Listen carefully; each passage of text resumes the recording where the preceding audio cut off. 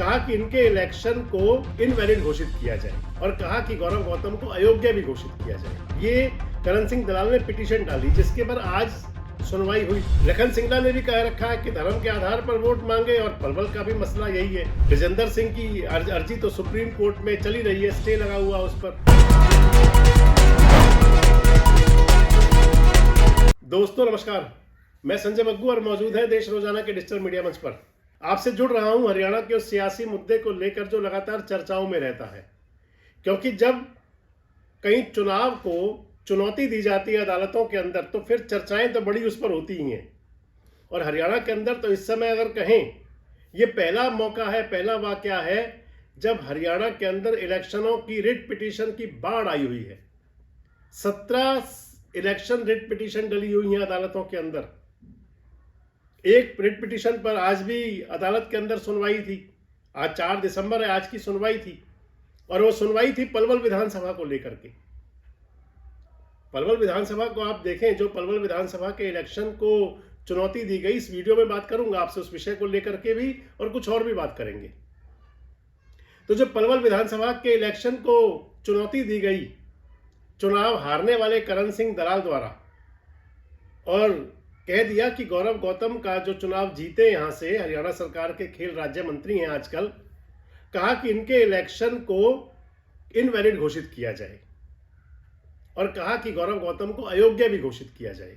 ये करण सिंह दलाल ने पिटीशन डाली, जिसके पर आज सुनवाई हुई थी। कल 5 दिसंबर है, कल भी एक केस की सुनवाई होनी है। कल जो सुनवाई होनी है वो फरीदाबाद 89 विधानसभा है। विपुल गोयल वहां से हरियाणा सरकार के वजीर और वहां के विधायक हैं फरीदाबाद 89 से। विपुल गोयल के चुनाव को भी कुछ इसी अंदाज में चुनौती दे रखी है लखन सिंगला ने। लखन सिंगला कांग्रेस कैंडिडेट वहां से हारे थे, बड़े अंतर से हारे थे वो भी। जैसे पलवल का अंतर बड़ा था, उससे भी बड़ा अंतर फरीदाबाद का था। लखन सिंगला ने भी कह रखा है कि धर्म के आधार पर वोट मांगे, और पलवल का भी मसला यही है। इसके अलावा बहुत सारी पिटीशन है, मसलन होडल की पिटीशन है। उदय भान जी के चुनाव को चुनौती दे रखी है हरेंद्र राम रतन, जो विधायक हैं भारतीय जनता पार्टी के होडल के। विजेंदर सिंह की अर्जी तो सुप्रीम कोर्ट में चली रही है, स्टे लगा हुआ उस पर, देवेंद्र अत्री के खिलाफ। बीजेपी के नेता सुभाष सुधा ने अशोक अरोड़ा, जो कांग्रेस के विधायक, उनको चुनौती दे रखी है। मतलब तमाम मामले अदालतों के अंदर हैं। और आज जो 4 दिसंबर को जो मामला था करण सिंह दलाल वर्सेस गौरव गौतम वाला, संक्षिप्त में आपको बता दूं कि पिछली जो तारीख थी 28 नवंबर को करण सिंह दलाल की रिट पिटीशन को जो खारिज करने के लिए गौरव गौतम ने 7-11 लगाई थी। सीपीसी के रूल 7 नियम 11 के तहत अपील लगाई थी कि करण सिंह दलाल की याचिका सुनने लायक नहीं है, उसको निरस्त कर दिया जाए।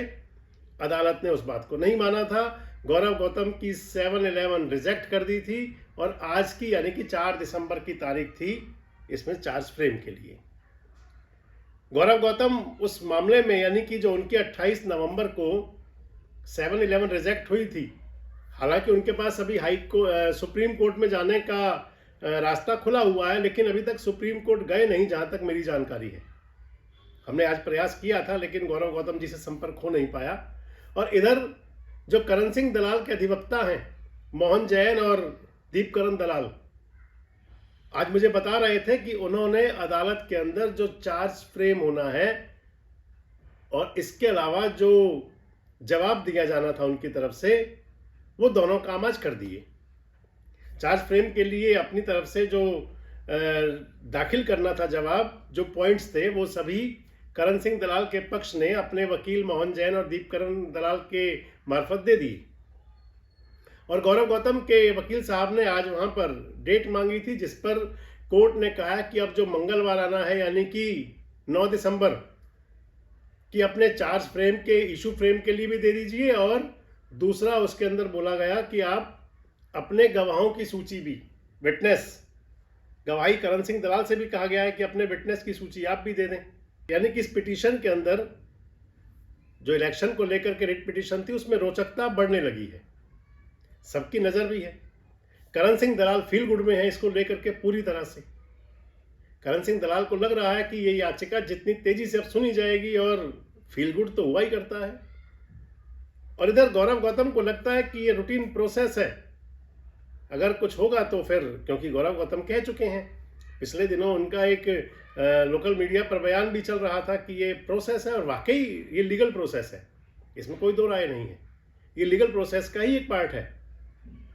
अब इस मामले को लेकर के, क्योंकि करण सिंह दलाल दावा करते हैं कि हरियाणा के अंदर, और बल्कि कहते हैं कि देश के अंदर ये पहला मामला है, जबकि मैं आपको बता दूं, मैं आज ChatGPT देख रहा था तो उसके अंदर 14 ऐसे मामले मुझे दिखाई पड़े, जिसके अंदर एक मामला हरियाणा का भी था, चौधरी भरत सिंह वर्सेस भजनलाल, 1990 का मामला बताया जा रहा है वो। और ये 14 पिटीशन उसमें मुझे दिखाई थी। सुखदेव सिंह ढींढसा की भी एक पिटीशन दिखाई थी मुझे उसमें, पंजाब से। एक रिट पिटीशन जो मनोहर जोशी, बड़े नेता थे शिवसेना के, महाराष्ट्र में, उनकी भी दिखाई पड़ी थी। यानी कि 14 पिटीशन ऐसी डल चुकी हैं जो हाई कोर्ट से होते हुए और सुप्रीम कोर्ट तक गई, डिसीजन जिनमें हुए। और अब जो ये मसला हरियाणा का है, गौरव गौतम वर्सेस करण सिंह दलाल, या करण दलाल वर्सेस गौरव गौतम, आप इसे किसी रूप में भी ले सकते हैं। अब हाई कोर्ट ने दोनों फरीकों से, यानी कि दोनों पक्ष जो हैं, प्रतिवादी पक्ष और वादी पक्ष, दोनों से कहा है कि आप अपने, क्योंकि करण सिंह दलाल ने इशू फ्रेम के लिए दे दिया अपना मटेरियल, गौरव गौतम को भी कहा है कि आप भी दाखिल कीजिए और इसके साथ साथ अपने गवाहों की सूची दीजिए। मैंने आपको बता ही दिया कि करण सिंह दलाल फील गुड में है। क्या होगा इस केस में नजर रहेगी। वैसे आपको क्या लगता है, क्या कोर्ट की प्रोसेस जो है उस पर किसी का विशेष अधिकार भी होता है? कमेंट्स बॉक्स में जरूर बताएं। जुड़े रहे हमारे साथ, देखते रहें देश रोजाना। हमारे साथ जुड़े रहने के लिए सब्सक्राइब करें देश रोजाना के YouTube चैनल को, और नई वीडियो की नोटिफिकेशन पाने के लिए बेल आइकन जरूर दबाएं। अगर आप ये वीडियो Facebook या Instagram पर देख रहे हैं तो पेज को लाइक और फॉलो जरूर करें, और ज्यादा से ज्यादा शेयर करें।